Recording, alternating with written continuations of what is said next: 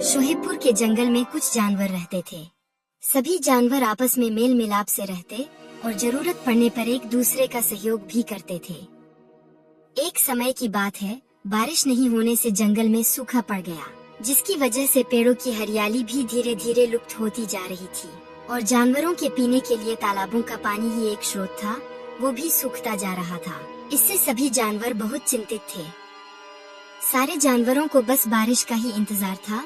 वह यही सोच रहे थे, अगर बारिश नहीं हुई तो पेड़ पौधे सूख जाएंगे और जंगल में पानी की व्यवस्था सिर्फ एक तालाब ही था और वह भी धीरे धीरे सूखता चला जा रहा था। बारिश का पानी ही पेड़ पौधों तथा तालाबों को बचा सकता था, जिस पर उनका जीवन निर्भर था। अपना जीवन उलझन में देख सभी जानवर भगवान से प्रार्थना करते और कहते, भगवान जल्दी बारिश कर दो, नहीं तो हमारी हरी भरी जंगल नष्ट हो जाएगी, जिससे हम सभी बेघर हो जाएंगे। हाँ भगवान, यदि बारिश नहीं हुई तो यह जंगल वीरान हो जाएगी। उसी रास्ते एक ढूंगी सियार भोजन की तलाश में भटक रहा था। जानवरों की बातें सुनकर वह रुक गया और मन ही मन खुश होकर जानवरों से बोला, अगर तुम चाहो तो मैं तुम्हारी मदद कर सकता हूँ। मैं भगवान से कहकर बारिश करा सकता हूँ। पहले तो तुम्हें कभी नहीं देखा, तुम इस जंगल में नए आए हो क्या? मैं जंगल से बहुत दूर पर्वत की चोटियों पर तपस्या कर रहा था। मेरी तपस्या पूरी होने के बाद अब मैं जंगल हित के लिए भ्रमण कर रहा हूँ। अगर तुम चाहो तो मैं बारिश करा सकता हूँ। मैं भगवान से इस बात के लिए कह सकता हूँ, जिससे कि बारिश बहुत जल्दी हो जाएगी। सियार की बातें सुन सारे जानवर बहुत खुश हुए। दरअसल बगल के जंगल में रहने वाला वह एक ढोंगी सियार था। उसके पाखंड से उसे उसके जंगल में गुजारा नहीं होता, तो वह दूसरे जंगल से अपने भोजन की व्यवस्था करता था। यहाँ जानवरों को परेशान देखकर उन्हें लूटने के फिराक में उनको झांसा दे रहा था। इस जंगल में सभी ने उसको पहली बार देखा, इसलिए सभी उसके बातों में आ गए। महात्मा जी, अगर आप ऐसा कर सकते हैं तो इससे अच्छी बात और क्या हो सकती है। आप तो भगवान के ही ध्यान में हमेशा रहते हैं। आप ही हमारी मदद कर सकते हैं। भगवान से कहिए कि जल्दी ही बारिश करना शुरू कर दें। इसके लिए तुम्हें दान दक्षिणा और चढ़ावा चढ़ाना होगा, तभी भगवान सुनेंगे। चढ़ावे की बात सुनकर सभी जानवर आपस में राय मशवरा किए और अगले दिन से हर रोज सियार के पास चढ़ावा चढ़ने लगे। धीरे धीरे सियार के पास अच्छा खासा चढ़ावा चढ़ने लगा। अब सियार को ठाठ बाट से बैठे बिठाए सब कुछ मिल रहा था। सियार बहुत खुश था। ऐसे ही 3-4 दिन बीत जाते हैं, लेकिन बारिश नहीं होती है। अगले दिन सभी जानवर सियार के पास जाते हैं। महात्मा जी, आज 4 दिन हो चुके, लेकिन अभी तक बारिश नहीं हुई। धैर्य रखो, मैंने भगवान से प्रार्थना की है, अब जल्द ही बारिश होगी। सियार की बात सुन जानवरों को आशा मिलती है और सोचते हैं कि हो सकता है कि बारिश होने में काफी देर हो रही हो। फिर सभी जानवर वापस अपने घर चले जाते हैं, परंतु बंदर वहीं खड़ा रहा। उसे सियार की बात कुछ हजम नहीं हो रही थी। उसे सियार पर शक हो रहा था। बारिश तो अपने हिसाब से होती है, ऐसे कोई कैसे बारिश करा सकता है? मुझे तो लगता है ये कोई महात्मा नहीं ढोंगी है। हम सबको उसके भोंग से बचना चाहिए। ऐसा सोच बंदर अपने साथी जानवरों के पास जाता है। दोस्तों, जिसे हम लोग महात्मा समझ रहे हैं, मुझे तो लगता है वह महात्मा के भेष में कोई ढोंगी है, जो हम लोग के साथ धोखा कर रहा है। हमारे पास और कोई रास्ता भी तो नहीं है जिससे कि बारिश कराया जा सके। और इसका कोई सबूत भी तो नहीं है तुम्हारे पास, जिससे कि उन्हें ढोंगी माना जाए। सारे जानवरों की सहमति नहीं होने से बंदर अकेला सियार का मुकाबला नहीं कर सकता था और ऐसा करके वो अपने साथियों से अलग ना हो जाए, इसलिए वो चुप हो जाता है और समय का इंतजार करता है। इधर सभी जानवर हर रोज सियार के पास आते और चढ़ावा चढ़ाकर चले जाते। ऐसा करते करते 3 दिन और बीत जाता है, फिर भी बारिश होने का कोई नामो निशान नहीं था। अब धीरे धीरे सभी जानवरों को उस सियार पर शक होने लगता है। भाइयों, आज 8 दिन बीत चुके, महात्मा जी को चढ़ावा चढ़ाते चढ़ाते थक गए, लेकिन अभी तक बारिश नहीं हुई। अब तो हमारे घरों की राशन भी खत्म होने लगे हैं, परंतु बारिश का कोई नामो निशान नहीं है। मुझे तो पहले ही शक था कि महात्मा जी हमें धोखा दे रहे हैं। हाँ भाइयों, हमें महात्मा जी के पास चलना चाहिए, वह हमें धोखा दे रहे हैं। अब सारे जानवरों को समझ में आ गया था कि सियार उन्हें धोखा दे रहा है। सभी जानवर एक साथ सियार की तरफ गए और सियार को ढूंढने लगे। कुछ ही देर बाद सियार अपने पत्नी से बातें करते हुए दिखा। सियारिन, तुम कहती थी ना कि मैं किसी काम का नहीं हूँ। देखो, आज बिना काम किए ही बैठे बिठाए मेरे पास ढेर सारा धन आ रहा है।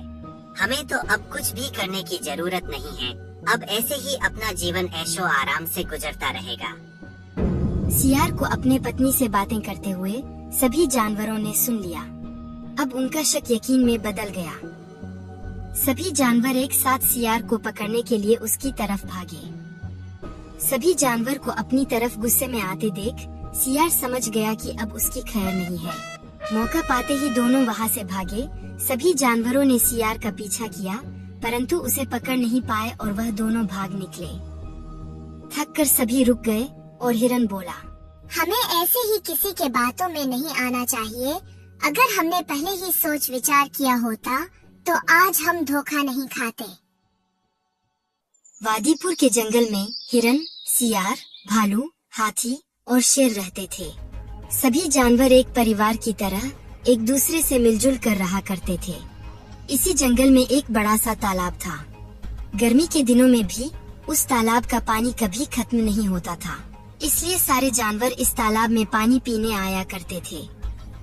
उसी तालाब के किनारे एक बहुत बड़ा पपीते का पेड़ था। उस पर बहुत ही पके हुए स्वादिष्ट पपीते लगे हुए थे। वह पपीते का पेड़ बहुत ही लंबा था, जिससे जानवर पपीते को तोड़ नहीं पाते थे, और पपीता नहीं टूटने से पेड़ पपीते से लबालब भरा हुआ था। एक दिन हिरन को खेलते खेलते बहुत जोरों की प्यास लगी और वह तालाब के किनारे पानी पीने के लिए आया। पानी पीने के बाद वह पपीते के पेड़ के ठंडी छाव में आराम करने लगा। अचानक ही उस पेड़ से एक बड़ा पपीता टूटकर पानी में गिरा और बहुत जोर एक धड़ाम की आवाज हुई। उस धड़ाम की आवाज सुनकर हिरन डर गया और भागने लगा। भागते भागते उसे एक सियार मिला। हिरन को ऐसे भागते देख सियार बोला, अरे क्या हुआ हिरन भाई, कहाँ भागे जा रहे हो? अरे सियार भाई, एक बहुत बड़ा सा धड़ाम आ रहा है, अपनी जान बचानी हो तो भागो। यह सुनकर सियार भी हिरन के साथ भागने लगा। अब दोनों एक साथ भागने लगे। भागते भागते आगे एक भालू मिलता है। दोनों को भागते देख भालू ने पूछा, अरे तुम दोनों इतनी तेज कहाँ भागे जा रहे हो? अरे काका, जंगल पर धड़ाम ने धावा बोल दिया है, भागो और अपनी जान बचाओ। यह सुनते ही भालू भी उसके साथ भागने लगा। अब तीनों ही धड़ाम के डर से भागने लगे। आगे चलकर उन्हें एक हाथी मिला। तीनों को बेतहाशा भागते देख हाथी ने पूछा, अरे रुको रुको, तुम सब इतना तेज कहाँ भागे जा रहे हो? अरे पूछो मत, पीछे से धड़ाम आ रहा है, तुम भी भागो। यह सुन हाथी भी उन सब के साथ भागना शुरू कर दिया। अब सभी जानवर बिना सुर ताल के भागे जा रहे थे। भागते भागते उन्हें एक शेर मिला। सभी जानवर को एक साथ भागते देख शेर ने उन सब को रोकते हुए बोला, अरे क्या हुआ, तुम सब इतना डरे क्यों हो और क्यों भाग रहे हो? अरे क्या बताएं शेर सिंह, पूछो मत, तुम भी भागो, पीछे से धड़ाम आ रहा है। तुम सब डरो मत, मेरे होते हुए तुम लोग का कोई बाल भी बाका नहीं कर सकता। कहाँ है धड़ाम, दिखाओ मुझे। एक ही पंजे में उसका सीना ना चीर दिया तो मैं भी शेर नहीं। चलो बताओ मुझे, कहाँ है वो? मैंने उसे नहीं देखा, भालू ने देखा है। मैं भी उसे देखा नहीं, मुझे तो सियार ने बताया। मुझे भी उसके बारे में नहीं पता, हिरन से पूछो, उसको वही देखा है। हिरन, क्या तुमने उसे देखा है? कहाँ है वो? चलो चल कर दिखाओ मुझे। शेर सिंह, मैं तालाब के किनारे पानी पीने गया था। पानी पी के पपीते के पेड़ की छाव में आराम कर रहा था, तभी एक धड़ाम वहाँ आ गया। चलो चल कर दिखाओ मुझे। मैं भी उसे देखा नहीं, बस उसकी आवाज सुना हूँ। मुझे ले चलो वहाँ। शेर को साथ लेकर हिरन और सभी जानवर तालाब के पास पहुँचते हैं, परंतु वहाँ कोई नहीं दिखा। तभी एक पपीता टूटकर पानी में गिरता है और धड़ाम की आवाज होती है। यह सुन हिरन बोलता है, यही है वो धड़ाम की आवाज जो मैंने सुना था। यह देख सभी जानवर हंसने लगते हैं और सभी अपने बेवकूफी पर शर्मिंदा होते हैं। मोतीपुर के जंगल में कुछ जानवर रहते थे। वहाँ एक बड़ा सा तालाब था जिससे वहाँ के सारे जानवर अपनी प्यास बुझाते थे। उसी जंगल के कोने में एक बूढ़ा शेर रहा करता था। वह स्वभाव से बहुत ही क्रूर था, परंतु उम्र ढल जाने से वह अब पहले जैसा शिकार नहीं कर पाता था। इसलिए वह सारा दिन अपनी गुफा में ही बैठा रहता था। यदि कोई जानवर उसके गुफा के नजदीक चला गया तो उसे अपनी बातों में फंसा कर गुफा के अंदर बुला लेता, फिर उसे चट कर जाता था। दूसरे जंगल के जानवर अक्सर उसकी बातों में फंस जाते और उसका शिकार बन जाते थे। एक दिन उसी जंगल में एक भालू आया। इतना बड़ा तालाब को देख मछलियों की लालच में वह रुक गया। तालाब पर अपना हक जमाने के लिए सभी जानवरों पर रौब जमाते हुए बोला, मैं सभी जानवरों को बता देना चाहता हूँ कि आज से यह तालाब मेरा है और मेरी इजाजत के बिना कोई भी इस तालाब से पानी नहीं पी सकता। पानी पीने के लिए उसे मुझे लगान देना होगा। बिना लगान दिए यदि कोई पानी पीता है तो उसे अपनी जान से हाथ धोनी होगी। इस बात से सभी जानवर बहुत चिंतित हुए। इसके बाद सभी जानवर दूसरे तालाब और नदी में जाकर पानी पीने लगे।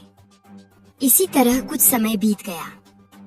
कुछ दिनों के बाद जंगल में भयंकर अकाल पड़ गया, जिससे अन्य छोटे मोटे पानी के स्रोत सूख गए। अब केवल वह तालाब का पानी ही पीने के लिए बचा था, परंतु भालू के डर से कोई भी जानवर वहाँ पानी पीने नहीं जाता था। प्यास से व्याकुल सभी जानवर भालू के पास जाते हैं। भालू दादा, जंगल में अकाल पड़ गया है। अब तक जिस तालाब और नदी से हम लोग पानी पीते थे, अब वह सूख चुके हैं। केवल इसी तालाब में पानी बचा है। हम सब चाहते हैं कि जब तक दूसरे तालाब में पानी नहीं आ जाता, तब तक इसी तालाब से अपनी प्यास बुझाएं। हाँ हाँ, क्यों नहीं, लगान दो और अपनी प्यास बुझा लो। लगान तो नहीं है हमारे पास। लगान नहीं है? लगान नहीं है तो पानी भी नहीं है हमारे पास। निकल जाओ यहाँ से। बहुत विनती करने के बाद भी भालू ने जानवरों को पानी पीने से मना कर दिया। इसके बाद सभी जानवर जंगल छोड़कर जाने की सोचने लगे। तभी हिरन ने सभी जानवरों को इकट्ठा किया और बोला, हमें उस भालू को सबक सिखाने के लिए कुछ न कुछ जुगाड़ करना होगा। हमें उस भालू को ऐसा सबक सिखाना चाहिए कि वह जीवन भर याद रखे। इस तरह हम कितने दिन तक भालू के सामने झुकेंगे? लेकिन हम कर भी क्या सकते हैं? तभी चूहे ने एक तरकीब निकाली और सभी जानवरों को बताया। उसके तरकीब से सभी जानवर बहुत खुश हुए और योजना के अनुसार अगले दिन का इंतजार करने लगे। अगले दिन सुबह होते ही योजना के अनुसार सभी जानवर तालाब के पास इकट्ठे होते हैं और जोर जोर से हंसते हुए बातें करते हैं। उनकी आवाज सुन के भालू उनके नजदीक जाता है और उनकी बातें सुनने लगता है। अरे क्या गजब का जीव है, मैंने तो ऐसा प्राणी आज तक नहीं देखा। हाँ भाई, सही कहा, जो मांगो वह झट से दे देता है, मानो कोई जादू हो उसके पूंछ में। आज तो पानी पी के मजा आ गया। सही कहा भाई, अब तो हमें नदी और तालाबों का भी जरूरत नहीं है। अब तो बस गुफा में जाना है और पानी पीकर आ जाना है। इतना सुनते ही भालू जानवरों के पास जाता है। भालू को पास आते ही सारे जानवर चुप हो जाते हैं। तभी भालू बोलता है, कैसा गुफा और पानी की बात कर रहे हो तुम लोग? नहीं भालू दादा, हम लोग तो कुछ बात नहीं कर रहे हैं। हम सब कब से ऐसे ही खड़े हैं। झूठ मत बोलो, मैं कब से तुम लोग की बातें सुन रहा हूँ। जब सुन ही लिया है तो बता देता हूँ। इस जंगल के कोने वाली गुफा में जाने कहां से एक विचित्र जीव आया है। सभी जानवर उसे देखने जा रहे हैं। विचित्र जानवर? हाँ, जंगल के सभी जानवर उसको देखने गए हैं। उसका शरीर सांप जैसा लगता है, मुंह शेर जैसा और पूंछ लंगूर जैसी। उसके पूंछ में जादू है। उसकी पूंछ पकड़कर जो मांगो वह चीज सामने आ जाती है। हम लोग अभी अभी वहीं से आ रहे हैं। हमने तो ढेर सारा पानी मांगा और इच्छा भर पानी पिया। अच्छा, तो मुझे भी वहाँ जाना चाहिए, उससे मैं ढेर सारी मछलियाँ मांगूंगा। भालू वास्तव में ही उनके बातों में आ गया था। वह उन्हें फंसाने की बात भूलकर गुफा में आए विचित्र जानवर से मछलियाँ मांगने के लिए जाने लगा। तभी हिरन ने आवाज लगाई, भालू दादा, तुम्हें याद है ना कि उस विचित्र जानवर का मुंह शेर जैसा है।